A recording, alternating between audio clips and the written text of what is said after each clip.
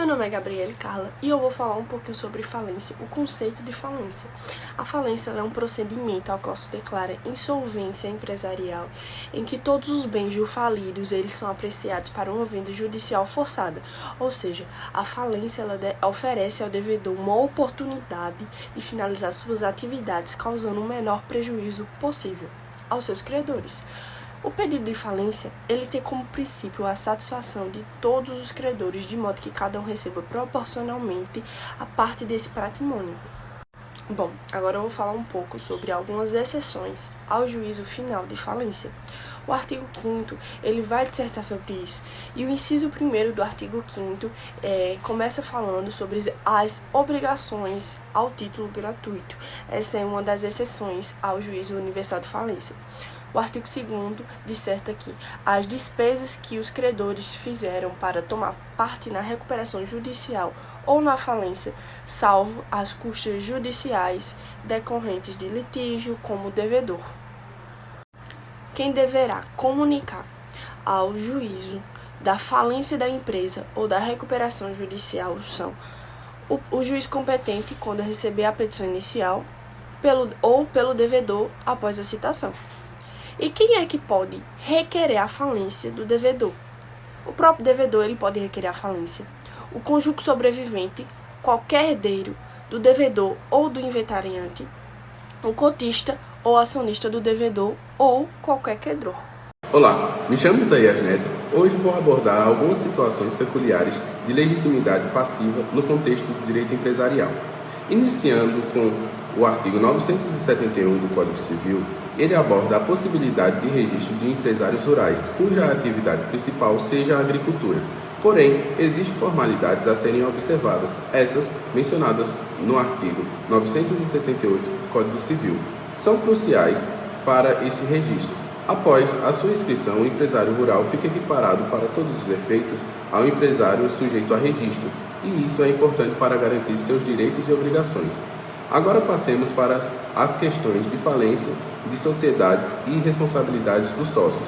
O artigo 81 estabelece que a decisão de falência de uma sociedade com sócios ilimitadamente responsáveis também acarreta a falência desses sócios.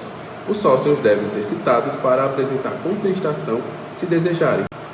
Além disso, o artigo 82 nos informa que a responsabilidade pessoal dos sócios de responsabilidade ilimitada, controladores e administradores da sociedade falida é apurada no próprio juízo da falência. E, por fim, o artigo 82A proíbe a extensão da falência ou de seus efeitos aos sócios de responsabilidade limitada, controladores e administradores da sociedade falida, mas permite a desconsideração da personalidade jurídica quando necessário. Agora, mudando de foco, vamos discutir a sociedade comum. O artigo 987 do Código Civil estabelece que os sócios só podem provar sua existência por escrito nas relações entre eles. Entretanto, é importante destacar que terceiros podem provar a existência da sociedade de qualquer modo, e isso pode afetar as relações contratuais e comerciais. Olá pessoal, me chamo Tiago Soares e hoje vou falar um pouco sobre sociedade em conta de participação, que tem início no artigo 991 a 996 do Código Civil. Bem, a sociedade em conta de participação, ou SCP, como geralmente é conhecida, é um tipo de contrato que permite que investidores anjo coloquem investimento em uma microempresa ou pequenos empreendimentos e até mesmo startup. Isso sem terem que assumir questão administrativa e risco da empresa. Ou seja, um investidor denomina-se sócio oculto que não se responsabiliza com obrigações operacionais, ficando assim todas as responsabilidades para o outro sócio, que se denomina sócio ostensivo. Bem pessoal, vamos trazer um exemplo bem prático aqui. O investidor anjo percebe que uma determinada empresa startup de tecnologia possui uma ótima equipe.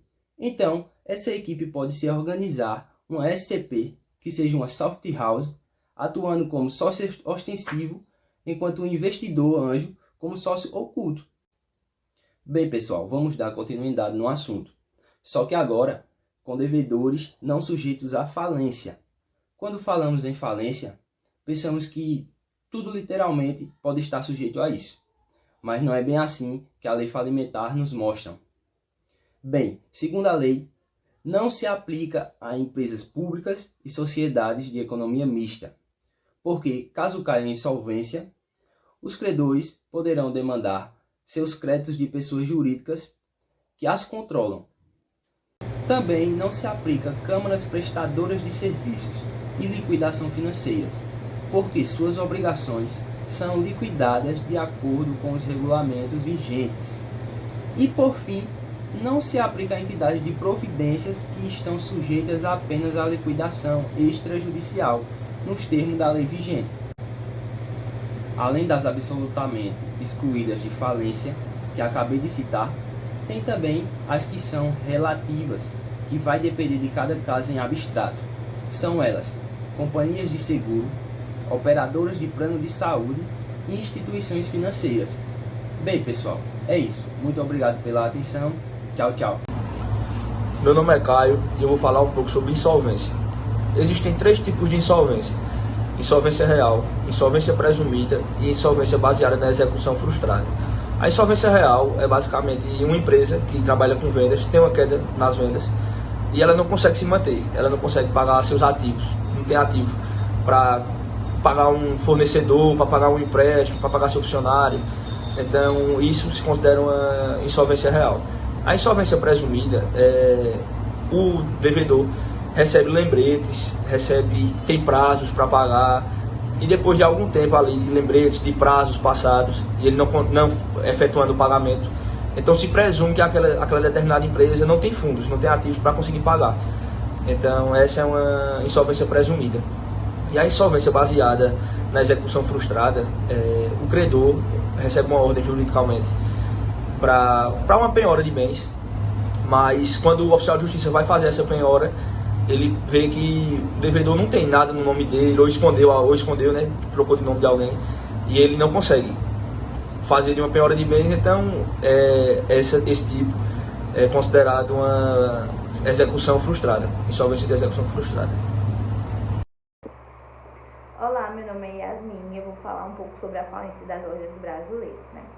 As lojas brasileiras eram uma rede de departamento de lojas que ficou famosa por concorrer diretamente com as lojas americanas. Isso se deu porque elas dividiam o mesmo público e tinham o mesmo nicho de mercadoria, né? Essas mercadorias varejistas. Não só ela, como outras empresas também. Apesar de ter sido criada 15 anos após a abertura das lojas americanas, elas ficaram com esse título de concorrentes até a sua falência, né? Em 1944 foi a abertura das lojas brasileiras e em 1999 elas vieram a fechar as portas.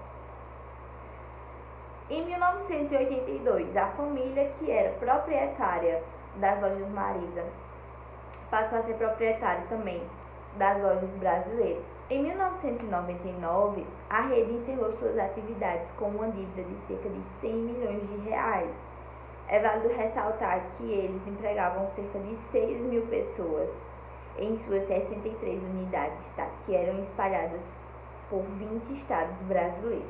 Problemas de gestão iniciaram em 1990, tá? Quando as lojas elas tentavam suprir os prejuízos com a frequência de valores aumentados. Os consumidores não percebiam, porque isso foi antes do plano real. Então, eles não percebiam que estavam pagando um valor muito acima, enfim. Mas após o plano real, a prática ficou mais difícil. As lojas aumentavam o valor, mas aí os consumidores já entendiam que aquilo ali estava muito acima do que deveria ser cobrado. E aí eles passaram a não mais pagar da mesma forma que antes. Isso após o plano real, que trouxe, né, uma estabilidade econômica.